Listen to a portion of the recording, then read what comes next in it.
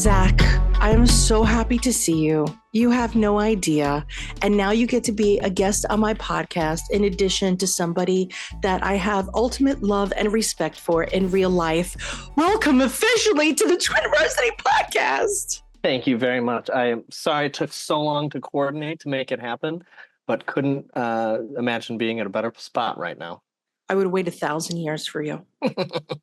Thank you. So, listener, the deal is that Zach and I go way back to when he had babies, what feels like 600,000 years ago, but it wasn't. It was less than 3 years ago. But I have a picture. I have your birth announcement directly in front of me. So your babies are thought of every single day. And I have been so fortunate to be kind of led into the behind the curtains of what's been happening with you guys from the jump. And I don't think that people really understand, but I swear to you, I feel so privileged and I feel so thankful that you guys trust me.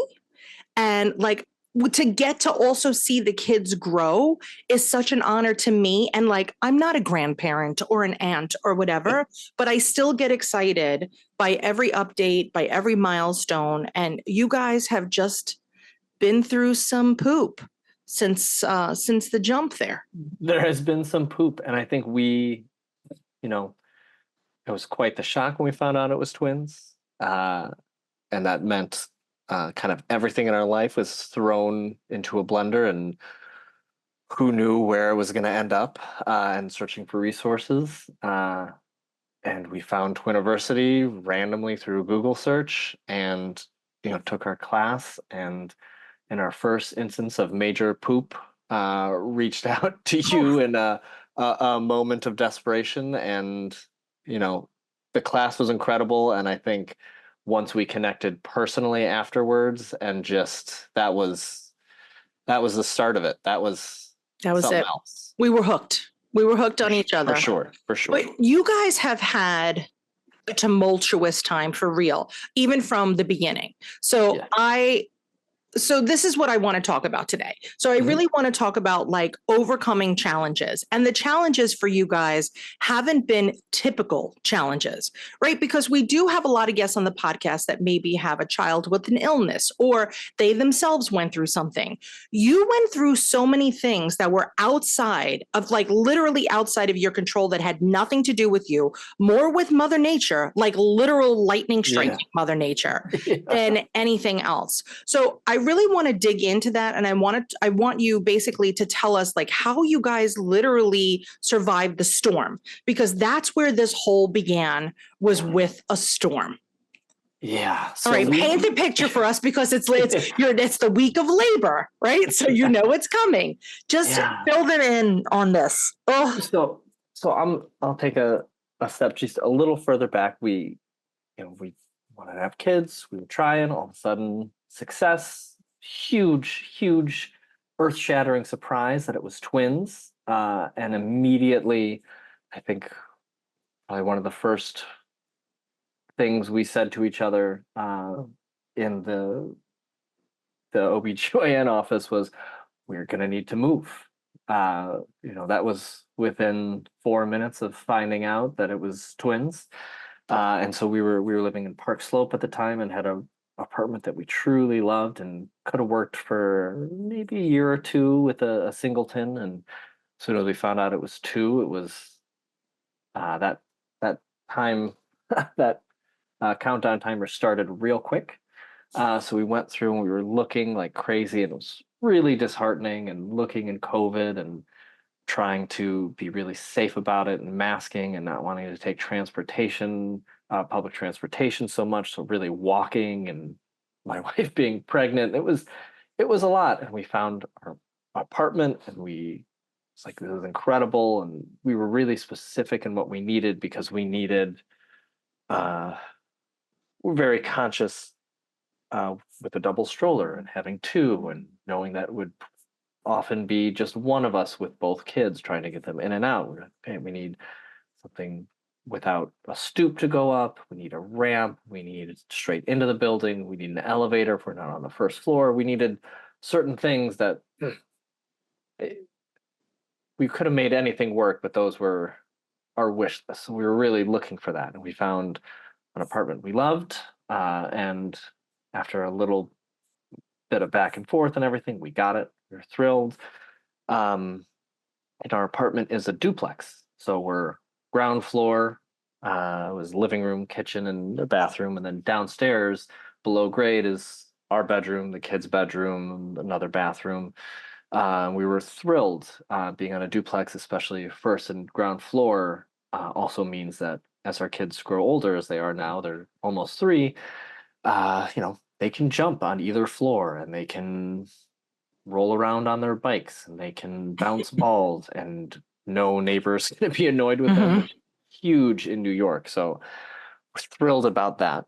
So we closed in August, moved in August, and then early September 2021, Hurricane Ida hit, and we flooded, and that was really uh, again rocked our entire world. But explain the flooding, right? Because there's flooding. And Yes. then there's your apartment. Yeah. Which is like virtual swimming pool. Like it was something. So that hurricane really, like, that came out of nowhere for us. And typically as New Yorkers, for those of you who don't live in this area, which I'm going to assume is all 4 of you, that like we're not used to that. Like we get storms, we're like, whatever, right after Sandy, we're like, we learned our lesson, blah, blah, blah, like we'll be fine. So everybody, like, we're a little complacent when it comes to mega rains. And so we really expect nothing to happen. So I can't imagine that when you were looking for apartments that it even raised a flag, right? Because some people may be like, you're going to put the babies in the basement, but here it's different. Like it's not the same. That's very typical to live in a situation underground because we live vertically. All New Yorkers live vertically, right? So despite it could be 5 floors, like my library is 4 floors below ground. You would never know because they've done a good job with lighting, but it's not uncommon. So I just want people in the rest of the universe to understand that, like, your apartment truthfully is like a gold mine. Like that is such a great layout. It is like absolutely awesome. Even like the staircase is comfortable. You could not do better. So now having this, but was it totally like refurbished when you got it, or did you guys fix it up yourselves? No, we didn't have to do anything. I mean, like there were light fixtures that drove us crazy, but little cosmetic things. They painted a weird color, like little weird things. We didn't have to do any work, and we were really conscious of it. In New York, to be a bedroom, you have to have a window and everything. So even our downstairs, the 2 bedrooms open up into a little private, it's decent size window well, so we can see. And we had rain in the like month leading up to closing and everything, and we were really clear. We asked our agent, the listing agent, everyone to check, because we're like, we want to make sure that this is watertight. There was nothing. We've also talked to all of our neighbors in the building, and it's New York City, as you said, so vertical living, but there's always, someone's pipe is going to burst, or someone like their appliance breaks, something happens. So the only flooding that anyone had known about, and the lawyers who went through all the minutes for years past when reviewing the deal and everything, the apartments didn't get water. They hadn't flooded. The building did not flood in Sandy. So all of a sudden Ida hits, and it was something that no one in the building expected because it hadn't happened before, and it took everyone by surprise. I think that the management company that we had at the time wasn't keeping up with maintenance of things, so some of the sump pumps weren't working. Like it was just like a total, like everything aligned for it to just be a really bad situation. So, we get it from 3 areas is where we have decided, like figured out at this point. So, we get from the downstairs bathroom, from the tub, from the toilet, which is gross, but it's largely contained. It's a whole tiled room, like annoying, but some Clorox and you're good to go. The worst part is in the kids' room, the nursery, and then we also get it there. We have an entrance in the downstairs too, and that hallway in the basement turns into a river. So I wouldn't say that we got the biggest volume of water. Like it wasn't standing water. It was, it wasn't a huge amount, but it just soaks into the drywall. Yep. And so we got it cleaned up and it was just like a harrowing experience. We hadn't, we'd been here for like 2 weeks, both trying to finish up work as much as we can before the kids arrive and get everything squared away, trying to unpack an apartment while working full time, expecting kids. Like we still had boxes and furniture and all sorts of stuff.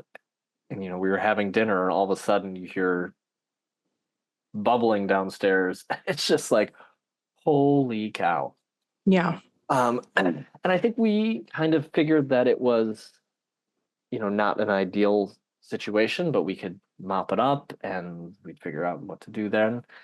But in a testament to our neighbors and the management company, that obviously wasn't great, but they got someone in here, and we had never dealt with it before. It's like, Yeah. oh right, you got to do flood cuts. You have to check to make sure that the drywall's safe, that there's not mold growing, because that is the issue. Like, Yep. you can, it's all tile in our basement. That can be mopped up. But if there's black mold growing in the insulation in the drywall behind mold, like that is really not good. So we, there's a few days of that. We were still here and then realized that they needed to cut the bottom 2 feet of drywall for our entire downstairs where the bedrooms were. Oh, And we had the kids' room was set. Our room was largely set, but we had to, after finally, 8 months of looking, finding a place, closing, ready to go, settling in, finally nesting in the month before the kids arrive, 2 weeks before they did come, we had this and all of a sudden had to hire movers and storage to clear everything out again. We moved our bed and select items upstairs so we could be upstairs, but they needed to cut everything, yeah. put fans, spray everything, fully dry it out, do a couple rounds of mold remediation techniques and Jeez Louise. and But everything. when you came home from the hospital, though, you didn't go back to your house. No, because it affected so many units in the building, it's more cost effective to Yeah. get one company to do it, to do Yes. everyone at the same time, to do, they're going to go do the mold remediation for everyone. Then they're going to do the drywall. Then they're going to do the molding. Then they're going to do the paint, like to go in stages. We didn't have a concrete timeline of how long it would take. Yeah. And they were working every day. They tented, they put up plastic and everything, but they're still spraying really intense chemicals. Yeah. There's banging, clanging, like all sorts of stuff happening. And unfortunately, in our apartment, the only bathroom with a shower and bathtub is downstairs. So it's not like we couldn't just move upstairs because there's no way to get clean and there's no way to clean. You just have the sink and children. yes, Yeah. you can't fit yourself in the kitchen sink. No, the kids, yeah. How long was it? Like, when were you able to start utilizing your actual bedroom? Because when I met you guys, the bed was still upstairs. Yeah. So our kids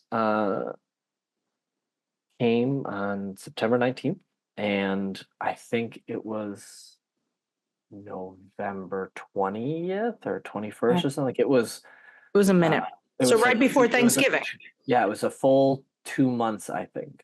So what ended up happening is, I think it was the first night that we officially, it was the first night that we moved our bed upstairs, and we were like, okay, this is what it's going to be for the next couple of weeks. Yeah. And then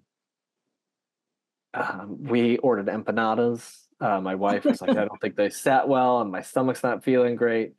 Finally decided to call the doctor at probably like 3 a.m. or something like that. At that point, that was a Sunday, and I think we were going to be going, I can't remember if it was a Tuesday or Wednesday. We were going to be going in and spending a night in a hotel, and she's going to be in for a scheduled C-section. And then it was like, okay, well, it's this, we're so close to that. And if you're having anything, the doctor was like, just come in. Yeah. And so got to the hospital, and while she was changing into a hospital gown, her water broke, and there we were. So we couldn't, we never even spent a night upstairs, and then it was like we can't bring Yeah. two infants home. So for the next 2 months, we brought our kids home to my wife's incredible boss's house, because she splits her time or started splitting her time in COVID between her Brooklyn house, and they have a place upstate that they have. So they let us crash there, which is like you can never Unbelievable. repay. Yeah, that's We great. stayed in Airbnbs. We had friends that split time between LA and New York. And so they were in LA and let us crash at their place in New York. Well, they were gone. We stayed in a hotel for a few weeks. God. So you were couch hopping for for Yeah. the baby's literal super duper infancy. You just kept popping around while Yeah. your home was getting resettled, and most of it was covered by insurance, or like how did that work? Yeah. I think, and it was funny, like at that hotel, we ended up staying with like a huge FEMA crew was staying there. It's like where they ended up Ugh, putting them, and they were really nice and talking to us and like a little bit helping us navigate, like, oh, if you call and you explain this, like, just helping to navigate the intricacies of yeah, government and emergency funding and everything. So they did cover a good amount of good. covering the hotels and everything, and our insurance covered a good amount, and the building covered, like, it wasn't a terrible amount out of pocket. It was just like our worst nightmare, in terms of like a new apartment Yeah. and Yes. coinciding with the arrival of our New humans. yeah. Yeah. So That's a so lot. it A lot of when yeah. you and Em were figuring out like, okay, what are we going to do next? How did you determine like what the steps were going to be? Right. So you're like, obviously, we need a roof over our head, but you guys weirdly stayed like fairly sane. And I And think I don't like yeah. you guys are so calm. And Yeah. I don't know if anything could frazzle you. I think Em gets a little bit more frazzled than you do. You He are does. like human Xanax and you're so wonderful. How do you maintain that composure when literally your house is crumbling? You have these two new humans and you have a recovering wife. Like there was so much going on. How did you specifically, right? Like Papa Bear, here I come. I want to solve everything. How did you balance taking care of her, taking care of the pups, and then figuring out where the heck you guys were going to live?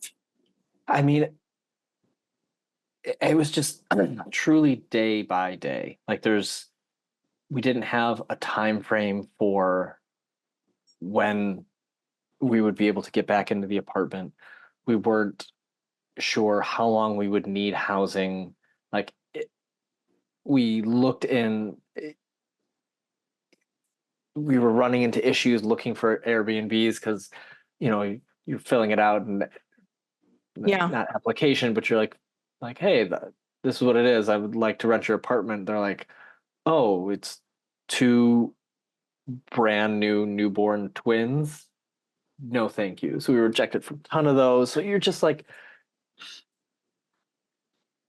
I think because it was like we just had to survive. Yeah. And I think I get very like focused and pragmatic uh when poop hits the fan, because it's just like, hey, we got to do this. And also just something that Em and I talk about all the time is we always wanted multiple children. Like that was always part of our plan, and it is, the best thing that's ever happened to us that they came at the same time. But we Mm-hmm. always anticipated having, the experience of pregnancy and nesting and having the prep time and figuring everything out and like the whole process multiple times. And because we had twins and we weren't sure and aren't sure if we're ever going to do that again. So we've always been so incredibly focused on like being as present as we can because we don't know if we're going to do it again. Like Mm. we anticipated carrying our kids home and showing them their room for the first time, and them not understanding because they're days old, and they're like, just hold me. I don't, that this room means nothing to me.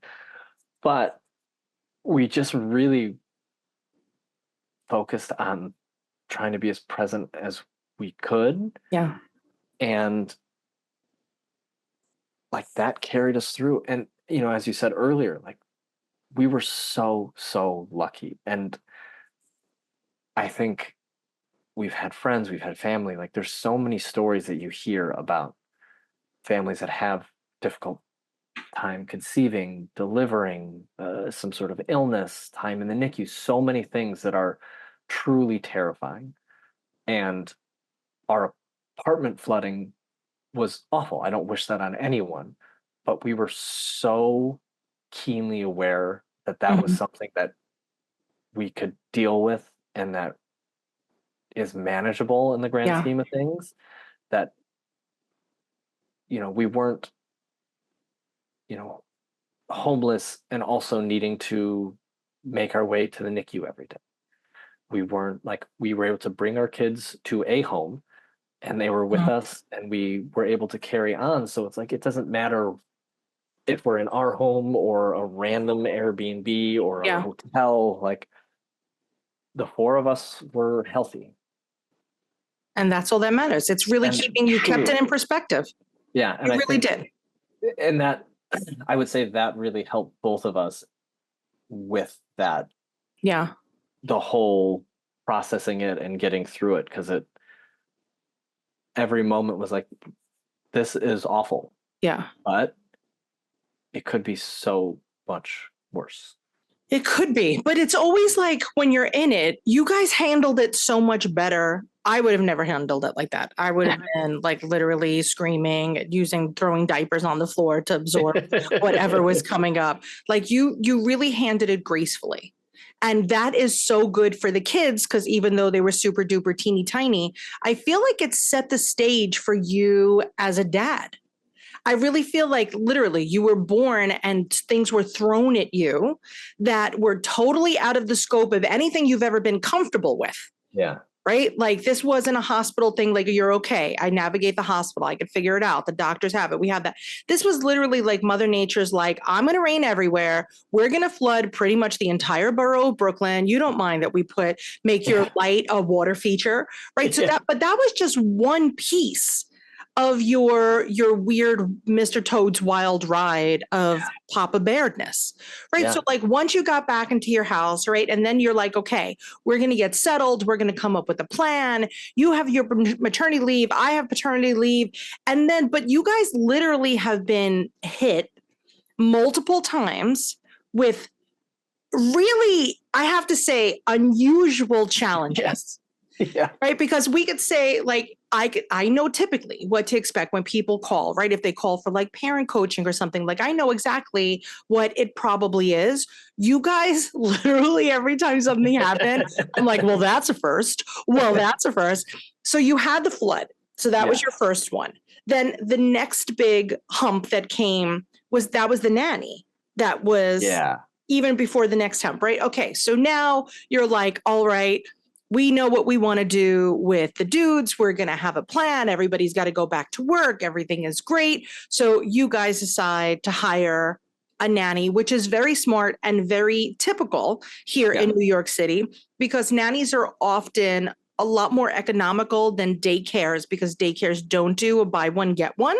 Yeah, and things are very expensive. But nannies are still, you could find nannies definitely within your budget. So you hired this wonderful nanny who I met, right? Like I met her. So I met her, loved her. She was so cute, wonderful. My dog was in the car. Remember, that was a drive-by. That was a quick drive-by too.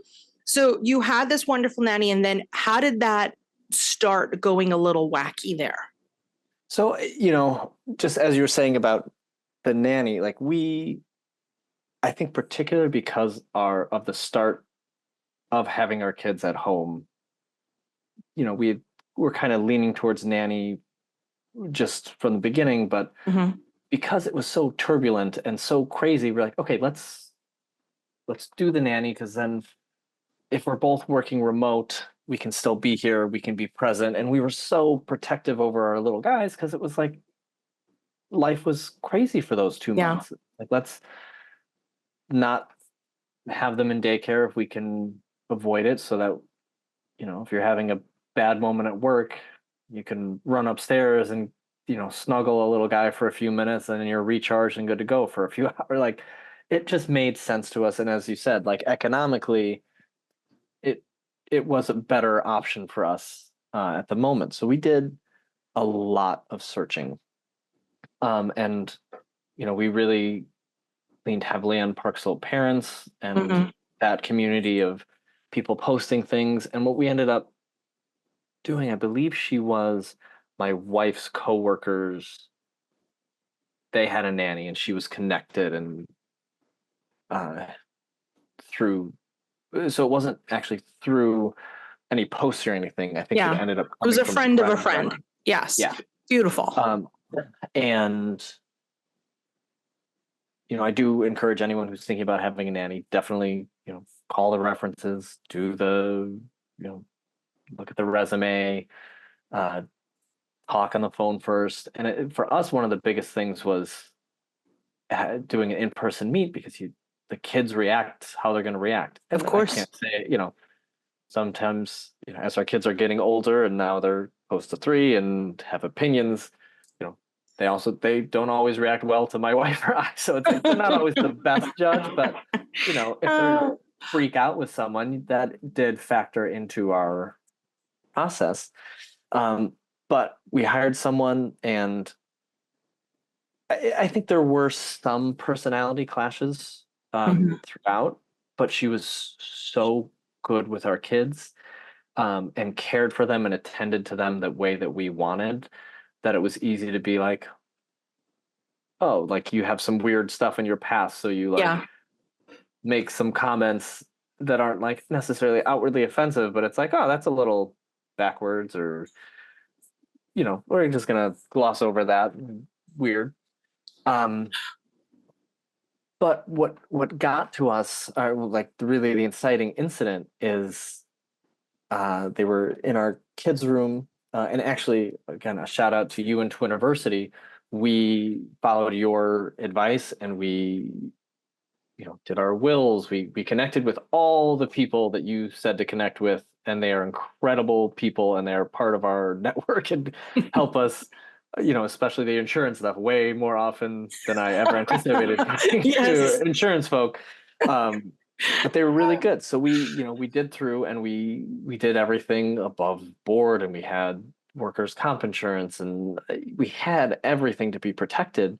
But she ended up, I think, reaching to get our one of our kids who slipped off a stool, and ended up injuring her wrist Mhm. or her thumb, um, and was upfront about it. And I think we gave her a bandage for it, and she seemed okay, and went to the doctor, and then needed to go again. And it just turned to like, oh, she needs some time off, which we totally understand. We don't want you to be. But for the record, it was really just her hand. It wasn't like, had this been another job, odds are she would have been able to work. Right now, how does it work with disability, like insurance and stuff like that? Like, how bad does the injury have to be? Like, I'm not understanding. I feel like if this was like a state job, they would be like, good for you. You're staying, like, you're coming to work. That's not, like, that doesn't qualify. How does that qualify? Like, how did you guys determine that, like, that was an injury she needed to stay home for? And by the way, I'm not like, I'm trying not to judge her. If there wasn't other red flags, I think I would be a lot more understanding and forgiving. I think that there was already like rockiness going on, and then kind of this happened. Like, how was it determined whether it be you guys and her, or you and the insurance? How did it get determined that you're like at a point where something big has to happen now? Like, something's got to change. So we had the insurance, and I called our insurance guy that day and was like, hey, this happened. Like, what do I do? And he's like, you file a claim immediately, just file the claim. And I think it got a little complicated, because I think she had gone to, an urgent care clinic Mhm. and wasn't necessarily like, this happened at work. I think trying to protect us, trying to protect herself, which Okay. I think comes from a like, People aren't used to people having the right coverages when they're nanny. right. And Yeah, I that's think a very she's trying to, unusual thing, which, by the way, for those of absolutely. you listening, it's something that is fairly critical that everybody glosses over. But if Yeah. you're going to have any household staff whatsoever, be it a nanny, be it a housekeeper, be it a dog walker or whatever, you really should consider getting liability insurance Yeah. for those employees, even if they are not full time. But anybody who Yeah. walks in your house, you do need additional coverage, which honestly, Zach, we all know people do not pay attention to that. They're like, oh, whatever, No. I got homeowners, it doesn't matter. And I think, we have homeowners insurance and that covers it to a degree, but because we have an employee or at Mhm. the time had an employee in the house, you know, paying to have the disability and workers' comp was like really important to us just because like I can be a little stickler for rules and everything and also protecting ourselves, especially because we just learned that like you think everything's fine and all of a sudden it's like, oh look, we Surprise. did flood. So we were like very much just in like Yeah. take every step necessary to protect yourself for anything that happens. And luckily we had it. So we filed the claim, and she was going to doctors and going to physical therapists. And really what happened is like the communication just kind of broke down and we would check in like once a week, once every 2 weeks. And she had some friends that were because it happened in the summer. So some of her nanny friends and her little group, the families they normally care for were away for the summer or traveling Mhm. or something. So we had like kind of a A little backup. parade of people coming in and um so it was like temporary solution, but not necessarily Yeah. the correct solution, but we both needed to keep working and it was really hard. And I think the what happened is it was like, oh, it's going to be, I need to take the week off. Oh, it's going to be 2 weeks. It's going to be 4 weeks. It's going to be possibly up to 8 to 12 weeks. And we kept asking for a doctor's note. We kept asking for stuff and for her to pass along to insurance. And at some point, the insurance does take over. And Mhm. it's like, they're the ones liaising between the doctors and the PT and everyone. And it's not necessarily going through us. Yeah. And it just got to a point that we were like, we cannot afford to be paying because we were still paying her. Like you got injured at our house, like you are taking care of your kids, like you are an important person in our life and Yeah. who has like our kids love and like has really helped us transition from, our leaves and the aftermath of the flood into both parents working full Yeah. time. So it was a really difficult thing because this was you're letting someone into your house to take care of your most precious things in the world. Yeah, of It course. was so difficult, and we weren't getting answers. We weren't. Did she We break something, Zach, or was it just sprained? I thought my memory was sprain. My it memory was a wasn't break. it was a sprain, but we also like we just weren't sure if it like had aggravated an earlier injury or Sure. something like that. So we just weren't sure, and because we weren't getting any of the reports of the X-ray, which that she would send and didn't, like we just weren't sure what to do. So we engaged a lawyer, and we're just in contact, and we're sending all of our communication of just like how do we proceed right now. And it just got to a point where she then missed talking to us on a few scheduled times and wasn't responsive. And it just got to a point where like actually at that point, because we couldn't keep paying for two nannies at once, rather than doing that, we just picked up and went to visit my parents in Chicago for Huh? a couple of weeks, so we could have a little bit of help there, Oh, just be paying the one. And it got to a point where we unfortunately just had to let her go. yeah. I Um, don't. You waited so long. Honestly, we did. like it was killing me And I'm Yeah. like, I don't even know why this is still going. That's how Yeah. good you guys are. And so where you did something to save money, right? To have a Yeah. nanny so that you wouldn't have to pay for daycare. You guys are in daycare now. Yeah. Yeah, Yeah. It was such a journey. it is.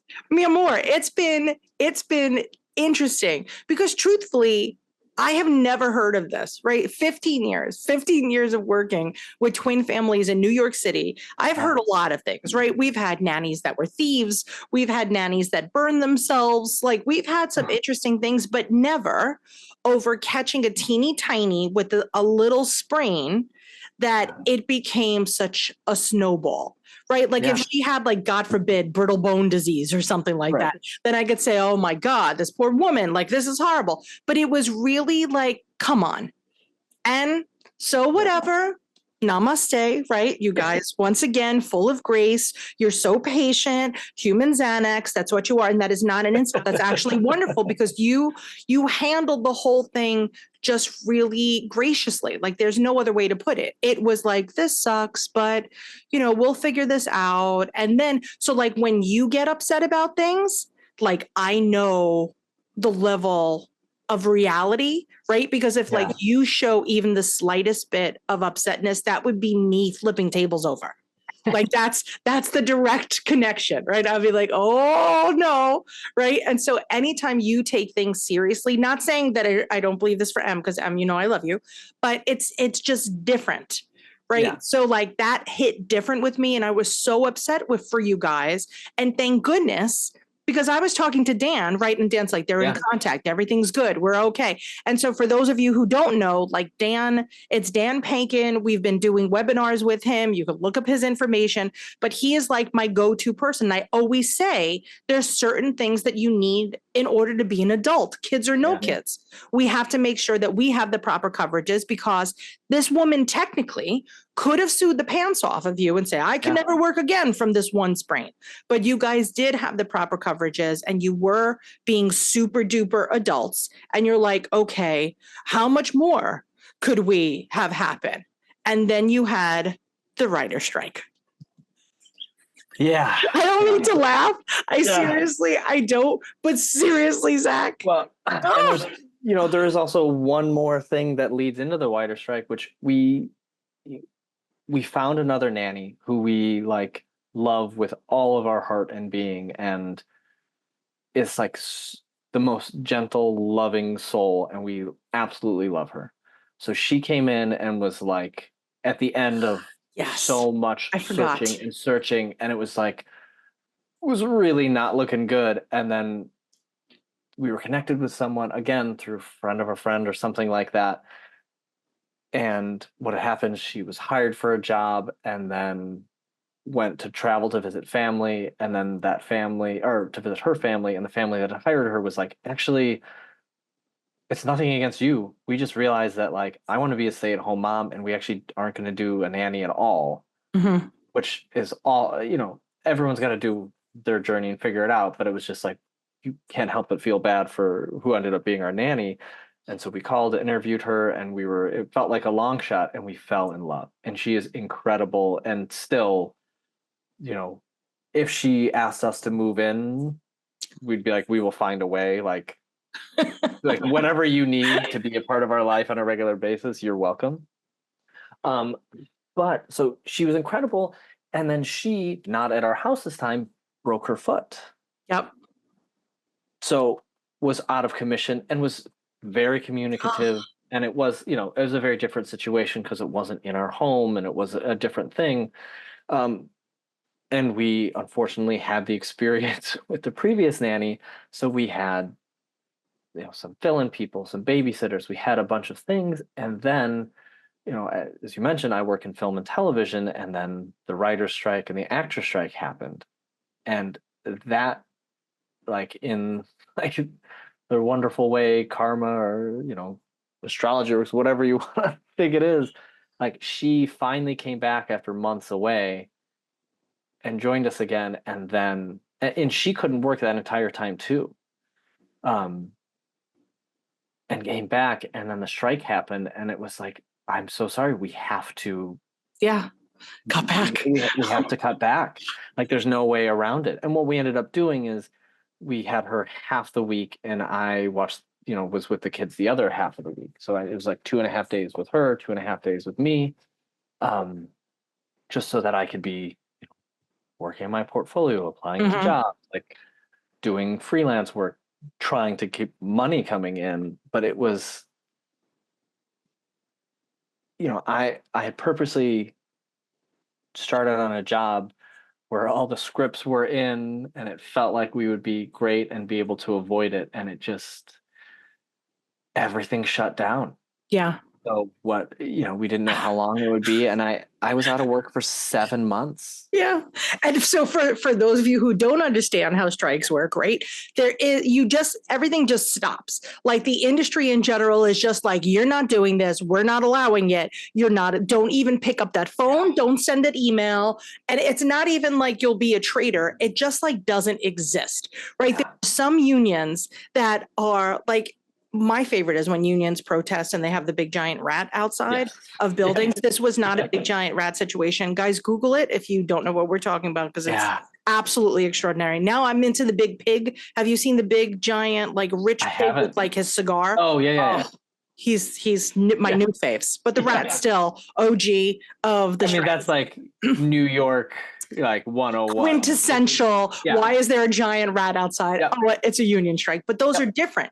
Those are people who aren't saying, like, those jobs still exist and you're going to pass that picket line, let's say. You have the opportunity to do that because there's some things that do, like, you still have to have building operations. Like, there's things that by law, even when organizations are striking, still have to go on, even though they'd be angry about it.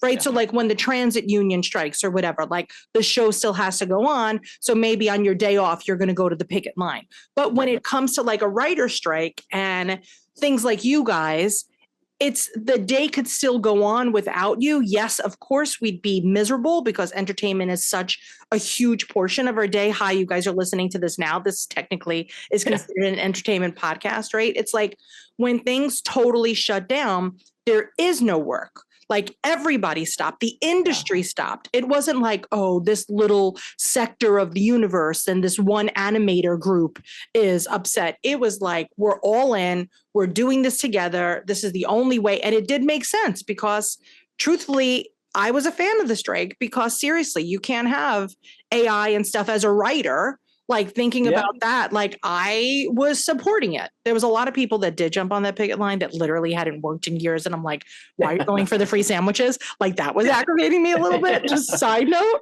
And they're like taking selfies with all the celebrities on the line. I'm like, boo, you were a dead person once in a ZSI episode in 1987. Why are you even there? So it was an interesting time for the industry in general, but I don't think anybody ever would have anticipated that lengthy of a strike because you guys have been on strike before and usually everybody's like, okay, we got to get moving. Things are good. But I think it was like the combination, of course, with AI and then the whole shift from going from big screens to smaller to smaller to smaller screens. Yeah. Like the industry in general was changing. And so there was so many things going on that I feel like every time something was getting settled, there was like a new issue. So you were caught in that crossfire. So it's not like you didn't want to work. It's like it wasn't an option. No. And and I'm very lucky and grateful that my wife isn't in my industry because she was able to keep working. So we were down in income, but we still had income coming in. And so many of my colleagues and coworkers weren't in that position. And it really like decimated my industry. People left, people moved, like they changed industries. They couldn't wait for it to come back. They just had to find new jobs, new careers, new everything, which is really sad if you think about it, because with the entertainment industry, you work forever to get into that. Like that's your dream as a child to pursue. It's one of those crazy things. And you finally get there. And then all of a sudden they're like, yeah, you're not allowed to work. Don't even ask. Go to Chipotle if you want to work. And you're like, but what? This is my whole life. My entire life was put into this industry. And then that kind of stopped. So now you have like this hybrid situation where you have your pups, you have kind of this mourning of the lack of work because you love what you do. So It depends on the day, but yes, but in true. general, yeah. But like even like when I spoke to you about the things that you've done, like you really beam, like you light up. Like Yeah. you're somebody who really does love their job. You don't do it's not a job, like your career is your passion, right? And how lucky are we, right? Yeah. That we get to live our passion. So I felt so bad for everybody during that time because your your work was also your creative outlet, which is also your Absolutely. income. And so now everything kind of got put on pause. So how did you navigate that shift? Like, so you had the nanny for a little bit, and while you were still looking for jobs, because there is so much and nobody ever wants to give up, right? So you're Yeah. going to keep freshening things up and keep honing your skills.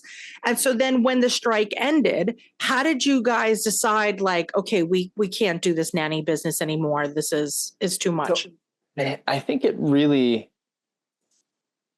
as soon as our nanny had injured her foot, and we were still like, having interviews with like 3 or 4 nannies a day trying to figure out who could do this, and you're making a schedule of like, well, she can do Monday and Wednesday, and then we can get her in on Ugh, Tuesday, Thursday, and then Friday we can kind of both tag team it while working from home, so no one's actually really fully doing anything. Like it's yeah. so hard to piecemeal together something.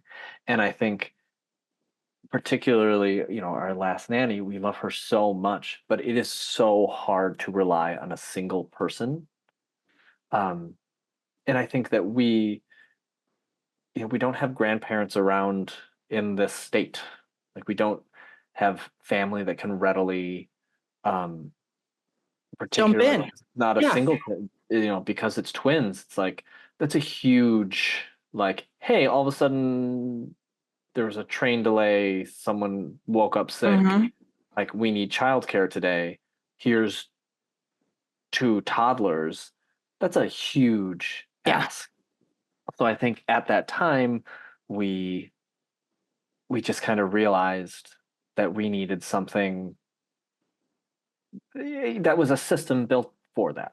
Yeah. So we started looking into daycares, and we have some neighborhood friends who are both educators and were so kind and literally took us under their wing, and we would go to school tours with them, and they would ask questions that Em and I were like, oh, we would never think to ask that, but you guys do because you understand Yeah.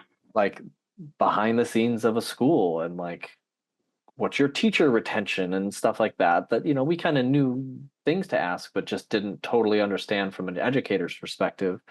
And we ended up at our boys school, and there's some that are certainly closer to us, and it's a solid mile door-to-door walk, and we don't have a car. We're doing it in our stroller that is still alive and kicking, but certainly doesn't look like it used to.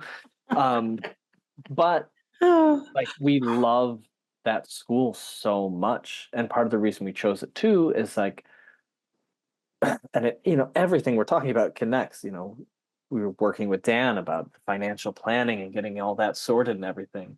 And I think one of the areas where I am not calm, cool, and collected, especially in the beginning, was just about financing. yeah. Of just like Em and I were used to being 2 adults, and that was our family, and it was like, this is what we spend, this is what we make, this is what we do with our extra money. And it's like, now it's like, oh, there's no such thing as extra money. Ha ha ha. Yes. So Dan was just really good at putting in perspective to us of like, in our case, it's like you're not necessarily going to be saving a lot these first few years. Hmm.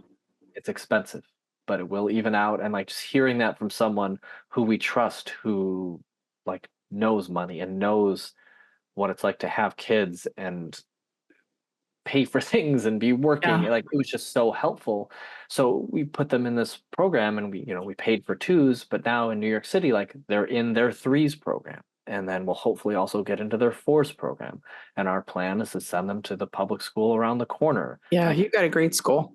really like incredible stuff. So financially, this is a huge game changer for us all of a sudden starting in Of course. September, that you know tuition for daycare for 2 kids is not inexpensive. Um, but like we couldn't be happier with where we're at. And like if one of their teachers is sick or goes on vacation or something, Hurts their thumb, yeah, breaks their foot. You're there okay. are they have systems upon systems upon systems in place that were totally set. We did learn our lesson this year, and now we're paying like enrolling them in all the holiday camps and everything Good. through school, just so that we're not scrambling of like, oh, we had no idea that this Yeah. is a holiday, and all of a Yes. sudden And we have a whole week off. yeah, you're like, I am okay. not of that faith, so I did not know that we Yeah. had that off. But yes, You're New like, York City is the melting pot. We get off every religious holiday, and we don't know. Some we have never even heard of. It's just funny, you like, but until you have kids, like you're so far removed from Yeah, it's academic true. calendars, and all of a sudden you're, oh right, I still have to go to work, but Yes. But we don't kids have don't. school on And Rosh it's cool. Hashanah. Yeah, sure. Like, Yeah. what is going on? Yeah, it is. It's a big transition from no kids into like a school calendar. It really is. And even right, like public school, it doesn't really matter. And every Yeah. school is something different because even though we were in a school in Chinatown, we had all the Asian holidays off where the rest of the school system didn't. So it's Yeah. not even like you could kind of guess what's going to happen. It's like every school decides like what they want to do, right? Depending on what the population of the school is. Of course, the city has regulations, but then the school, of course, is going to be kind of a little bit more generous if they have a particular population. So it's, so now that you have kind of, the dust is kind of settled, right? And so I hate even to say that out loud, right?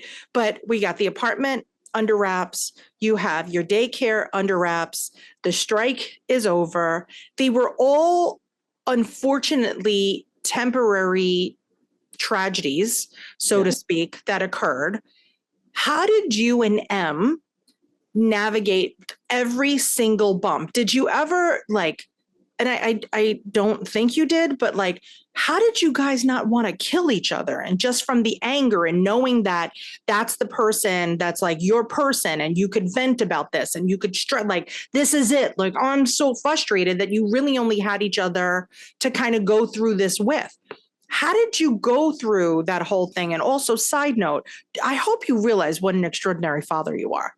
Like, seriously, very much. like for real, from like the beginning. Like if you, there's not, you didn't miss a beat from the minute that they took a breath, and like you're still going strong, and you're like, I have so much admiration for that, because it was never like, oh, this is, you know, our kids, this falls on her, so she's going to have to figure out the daycare and she's going to have to figure out this. Like every single thing that you guys have been through, you have been seriously the tightest partnership I have ever seen within a marriage in my life. More so than me, more so than my parents. Like you guys are the gold standard, in my opinion, of what a genuine marital partnership looks like. How did you survive all of this? Well, first of all, thank you. It's beyond kind. I think like I am so lucky. Like M is incredible. She's like the nicest human being I've ever met. She has the biggest heart of anyone I've ever met. And she is just purely like good. She is just a good person who like just wants good in the world and love. And she's just like, it all comes back to M, honestly. Like I think we knew we wanted kids. Like we wouldn't have gotten past, you know, a month of dating unless we were both like, yeah, we both want kids. Like it was always part of our plan. And I think we had a lot of conversations, particularly about my relationship with work in the beginning, before we were even trying, before we were even married, of just, you know, like I remember my dad would come home from work usually during the like opening credits to Inspector Gadget, whatever time that was on Nickelodeon, and my like after school ritual, like he was in, you know, the opening credits is like a 30-second thing for a cartoon. Like he was very consistent with, like, you know, very present. And I think Em and I just had so many conversations about how we want to parent and how we want to be present and how we want to raise our kids. And it's something, you know, you and I have talked about before. Like, we're so intentional, which encompasses the nanny we chose, the babysitters we bring in, the friends we hang out with around our kids, the school that we send them to. Like, everything is really thought out because like they mean the world to us. Again, we don't know if we're ever going to do it again. And we're going to make mistakes. We make mistakes all of the time, but it's not going to be for like, it's going to be a mistake at that point. It's not just us being careless or anything Yeah. like that. So it's like, I think Em and I are very aligned in our values, which makes it a huge difference.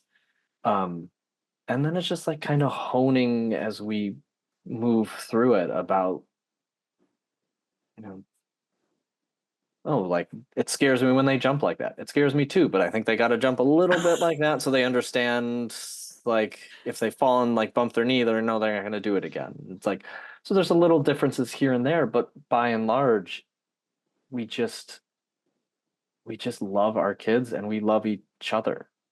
And it's not easy. It's like we are desperate for more time with each other and desperate for like a break from, you know, major life event or Insert random issue here. Yes. Yeah, you know, it's just we do feel like we're kind of traveling along from large thing to large thing, which is exhausting. But I couldn't do it alone. Yeah. I don't think I would ever want to do it alone. And it really just at the end of the day, we just love our kids. Oh, Like, but you guys really love each other. I swear, if I didn't love you, I would hate you guys. I would be like, oh, they're so perfect, blah, blah, blah. But you really, you make it work in a way that I still to this date have never seen a couple work, honestly. And you know, I get around.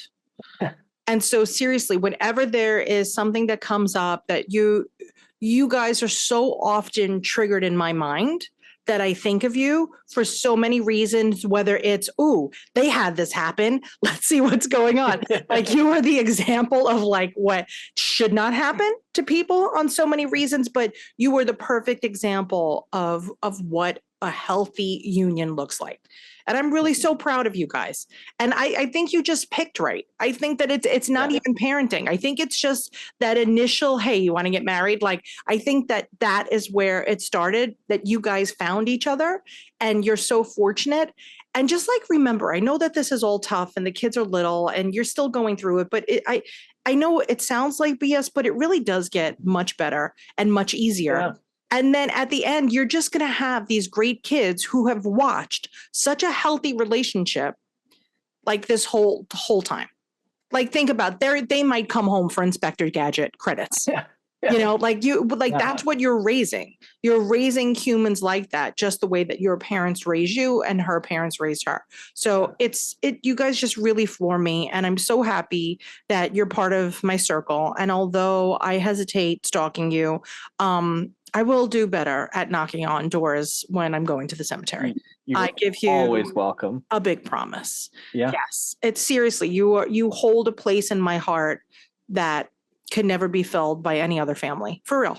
Yeah. And again, like, I don't even know if we said, but like, you know, with the flood, like what happened, the reason I think that we are connected in this way is that flood happened and we knew that we were going to be leaving our home and leaving everything and likely not able to come back. And you got on FaceTime with us and looked at our nursery and looked at all of our stuff and helped us choose, you know, if we're going to be traveling with 2 suitcases and a duffel bag, which of these things do we absolutely need to take with us to survive an undetermined amount of time moving every week? Like, how can we do this? And you truly like made it feel like, oh, this sucks, but you're going to be fine. You're like, this is something you can overcome. And you like, were just there for us in like a incredibly stressful moment where it was like, oh, here's someone who knows this, who's seen every twin anything, who like looks at our situation and isn't like, oh, you can't deal with that's impossible. But like your confidence in us was like huge in that moment, because it did feel, we were like, we're gonna get through this one way or the other. Yeah. But like you in our corner was huge for us. Oh, but for the record, that is available to anybody, and people don't take me up on that enough. Could you please tell people to literally call or email us? Oh, I mean, like you take that Twiniversity class and Nat's number is given out, and we listen to what was said in the class and called, and we have lifelong friend from it who's helped us immeasurably in our journey. I love that. I really wish that people really humbly understood that I don't say things to hear words coming out of my mouth. I say things because I always need people to understand that whether it's Natalie or Twiniversity, that we will be your perpetual lighthouse, because there is a lot of things that just can't be consistent because that's just nature, but we could be the constant. So I hope that other people do, because it's a shame. And then people will message us after and be like, oh, I wish I would have called. Like, be the Zach and M, like take advantage of the resources that are around you, and don't be afraid to ask, because that's what we do. Right. Yeah. So I love you guys so much. But it is a unique thing. And I will reiterate it for anyone listening. Like, Nat does mean it. Like, I know the doctors say like call anytime, and it's like, but you guys close at 4:30 and you're not around on the weekends, and you are not actually as available as you tell me you are, and you actually are, Nat. And I do try my best. Like, it really, like, you've been there for us, you've been there for some of our close friends, like even your sister-in-law, like seriously, like I'm in, guys, like that's the way that it goes. And that is like, I don't know what's broken in me, but that is my nourishment. My nourishment is helping people that feel lost and just writing their course and saying, you're not lost. You're fine. You're just on a different path that you didn't intend to. And there's always a way out. There's always a way out. I have never, ever had a situation where I'm like, oh, this is hopeless. You're going to have to call somebody else. Like I may say, hey, maybe we'll get a therapist, or, hey, let's call the lawyer, right? Like there's things that are definitely outside of my pay scale. But in general, there needs to be some kind of consistency in our lives. And if it could be a person, a place, a website, a group, a community, like find whatever that is for you. And it doesn't have to be us. I'm not saying like, oh my God, we're like the best. We're going to be everything for everybody. Whatever it is that you need, lean on it. Especially if people are saying, hey, you could lean on us for X, Y, Z, do it. Because it's frustrating to me when people are complaining on the other side, and I'm like, okay, but we try to give you a heads up so we didn't have to get to this place. Right. Because there's no need for that. There really isn't. And you guys have been so good by not only using me as your resource, but every resource that was available to you, whether it was during the strike, whether it was the nanny stuff, whether it's the insurance guys, like that's what you should be doing, so that you could say, hey, you know more about this than I do. Could you help us? Instead of saying, oh, let's Google this. Right. Because that's not going to be very helpful, because you're going to find way too many opinions, and it's just going to turn into white noise after a while. Yeah. So I'm really, I love you guys so much. And I love that you're so close. And I love that you let me stay in your circle too. I feel just as lucky. Yeah. You're stuck with us. So same. You don't have a choice. Too bad. That's it. That's that. But I just thank you for even being so generous with this time, because I know like things are back to work and you are doing fancy things again, and know that anytime I see a logo in a movie, I will forever think of you and be like, was that him? I don't really know. I was just watching Always Sunny, and they had like a whole merchandising episode. I'm sure. Yeah. And so I was like, this is it. Like now I get what that job was. I don't know if those people were creating those logos, who really knows, but I think you're such an unbelievable creative person, and that's so exciting to see. And Em's so great at what she does, and so exciting to see with all her publishing stuff. You guys are just amazing. And I know that like I sound like I'm super fangirl of this couple, guys, but I am because if you give me the opportunity to allow me into your family, it's not lost on me. And so I'll be forever appreciative that you allowed me the opportunity to help you. It's as simple as that. So thank you. Yeah. And just bringing it back, it's everything Em and I strive to do with our family is intentional. And we could, like, once we found you, we were like, oh yeah, this is welcome. That's it. We're bringing her in. We're bringing her. She's part of our team, whether she likes it or not. That's it. And the fact that you're geographically desirable also doesn't hurt.